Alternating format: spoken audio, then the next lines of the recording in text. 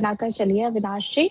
Next हम यहाँ पर बात कर लेते हैं, पारस डिफेंस परचेज किया है ललिता जी ने 700 पर, तो यहाँ पर सर आगे के टारगेट्स जानना चाह रही हूँ। सो पारस डिफेंस में एक बहुत ही वीकली में बहुत ही अच्छा सपोर्ट है 600 लेवल्स के आसपास। तो जैसे 600 के ऊपर 600 में आपको सपोर्ट मेंटेन रखना है, तो 600 नहीं ब्रेक होना चाहिए इतना इजीली। आने वाले दिनों में वापस 750 एंड 800 इज पॉसिबल।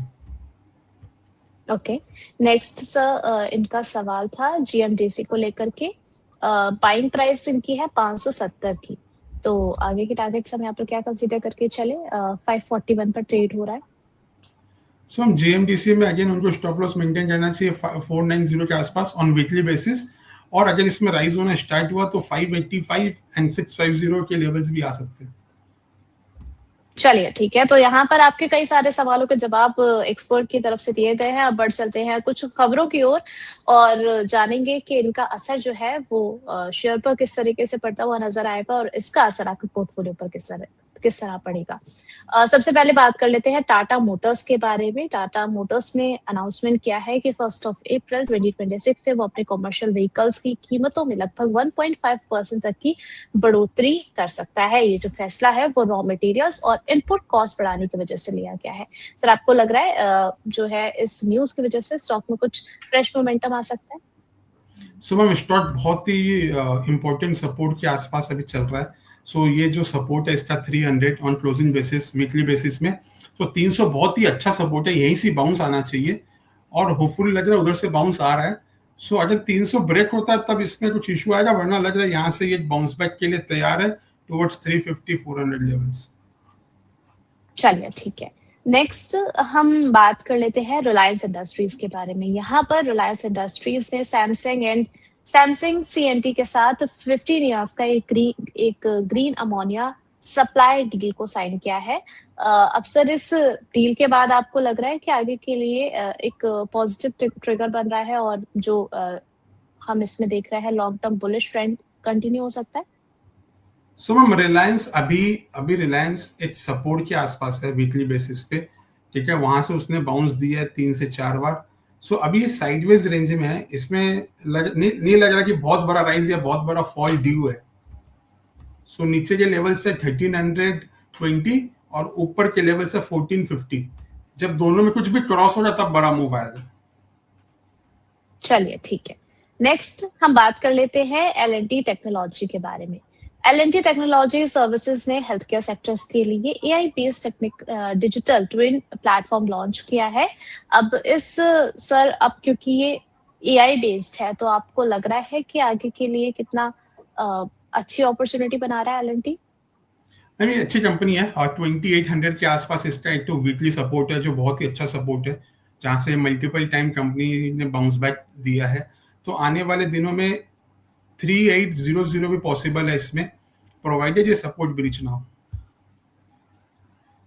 चलिए ठीक है, नेक्स्ट हम बात कर लेते हैं सन फार्मा के बारे में।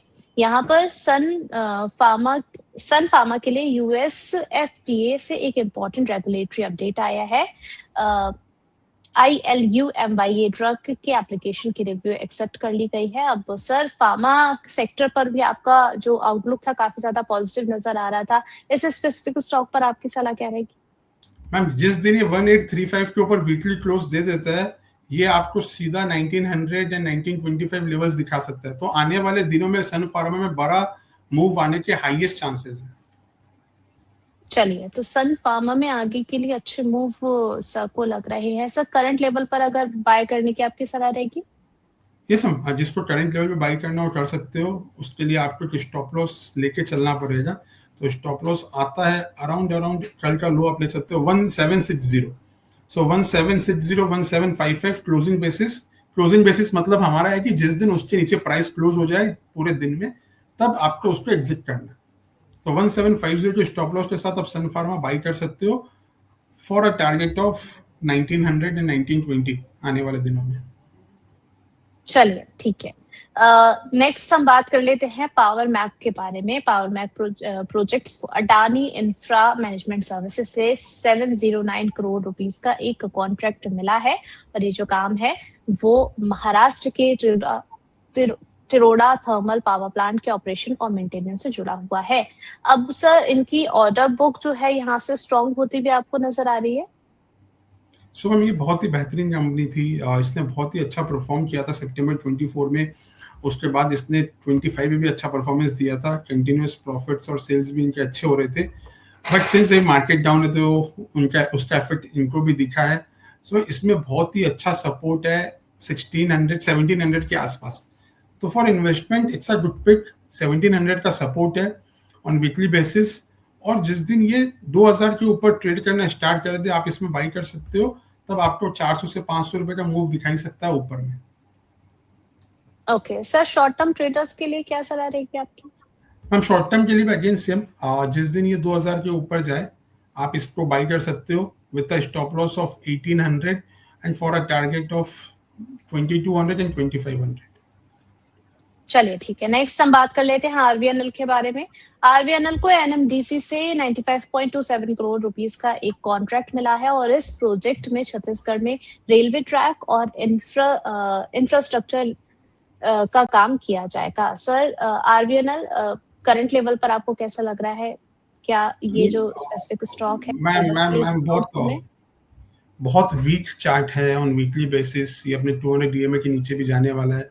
तो जिस स्टोरी से ये सब चल रहे थे 2024 पे, अभी वो सब स्टोरी नहीं रही इनके अंदर। तो अभी बहुत ही इम्पोर्टेंट जोन में है। अगर ये 270 के नीचे ये वीक में क्लोज होता है तो आने वाले दिन में आपको एटलीस्ट 200 के लेवल से दिखाई दे सकते हैं इसमें।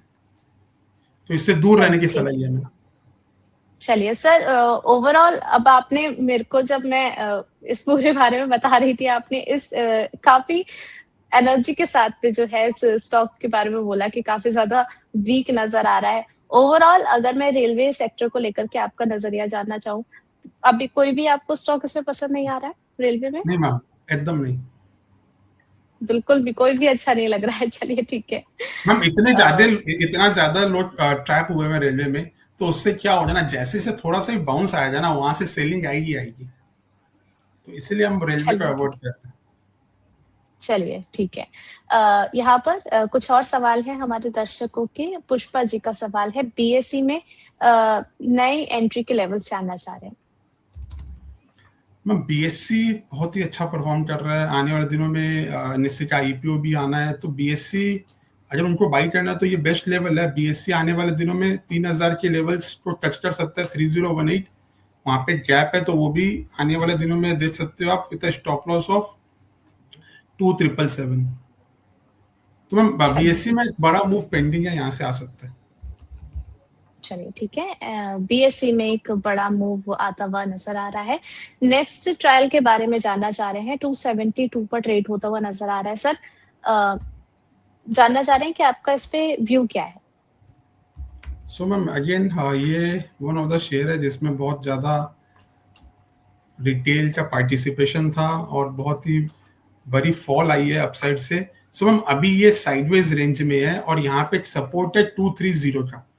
तो जिस दिन 230 ब्रेक होता है वीकली बेसिस से वीक हो जाएगा, और अपसाइड में जब तक ये 335 के ऊपर नहीं क्लोज होता है तब तक इसको बाई नहीं करना है। चलिए ठीक है, नेक्स्ट हम बात कर लेते हैं जीआरएससी के बारे में। सविता अग्रवाल जी का सवाल है ये, जीआरएससी मैम जीआरएससी भी again ship building stock state support है 2150 के आसपास, और इसमें भी अबव 2500 की कोई बड़ा मूव आएगा, वरना ये एक साइडवेज जोन में ही चल रहा फिलहाल। चलिए ठीक है, यहाँ पर जो है हम वेलकम कर लेते हैं अपने एक और गेस्ट का, एक दंता कैपिटल के फाउंडर ऋषभ सिंह। बहुत बहुत स्वागत है आपका फाइनेंस कैनी पर। Thank you so much Urvashi. आगे के सर कई सारे सवाल हैं जो दर्शकों ने आपके लिए भेजे हैं, उस पर हम चर्चा शुरू करेंगे। उससे पहले ललित सर, कई सवाल आपके लिए भी हैं। आईटीआई के बारे में जानना चाह रहे हैं यहाँ पर कि क्या किया जाए। हितेश जी का सवाल है सर। मैम आईटीआई ने कल बहुत अच्छा बाउंस दिखाया था, तो अभी आईटीआई एक इम्पोर्टेंट रेजिस्टेंस था उसका 290 से 300, तो उसके आसपास से उसने कल रेजिस्टेंस लेके वापस थोड़ा सा डाउन मूव दिखाया है, तो जब तक ये 300 के ऊपर क्लोज नहीं ऑन वीकली बेसिस, इसमें फ्रेश बाय नहीं करना है। फ्रेश बाय करने की सलाह नहीं है आईटीआई में, ठीक है। नेक्स्ट एलटी फूड्स, यहाँ पर सर आपका नजरिया फ्रेश बाय का है? हम एलटी फूड्स अगेन, ये थोड़ा सा जो ईरान इशू है उस चक्कर में ये भी ऊपर नीचे हो गया प्राइस, तो मैम अगेन इसमें ये भी साइडवेज है, तो इसमें अभी फ्रेश बाय अगर आप कर रहे हो तब जब ये 400 के ऊपर क्लोज दे वीकली तभी बाई करना है with a stop loss of 345, और आने वाले दिनों में बड़ा मूव आ सकता है, बट 400 के ऊपर ही बाई करना है। मीनवाइल जब हम, जैसा हमने कहा था शो के स्टार्ट में, उस समय निफ्टी 23,500 चल रहा था, हमने बोला कि ये बड़ा एक मूव पेंडिंग है टुवर्ड्स 23,565 और 23,608, तो एग्जैक्टली निफ्टी 23,577 से रिवर्स कर रहा है, तो जिनको, जैसा हमने कहा, जिनके पास भी प्रॉफिट है वो थोड़ा सा बुक कर लीजिए प्रॉफिट को, और स्टॉप लॉस को ट्रेल कीजिए। एक अच्छा खासा मूव आ गया निफ्टी पे, एक्सपायरी है, यहाँ से रिवर्सल होने का चांसेस हाई है। चलिए ठीक है। नेक्स्ट सवाल है यहाँ पर सपना जी का, एथर इंडस्ट्रीज में फ्रेश बाय किया जा सकता है क्या? एथर इंडस्ट्रीज, इसमें अभी कोई भी चार्ट में वीकनेस नहीं है, चार्ट इसका बेहद स्ट्रॉन्ग है। अगर वो फ्रेश बाई अबव 1055 ही करना है, अभी नहीं करना, 1055 के ऊपर फ्रेश बाई कर सकते हो, आपको आने वाले दिनों में अच्छा मूव दिख सकता है इसमें। चलिए ठीक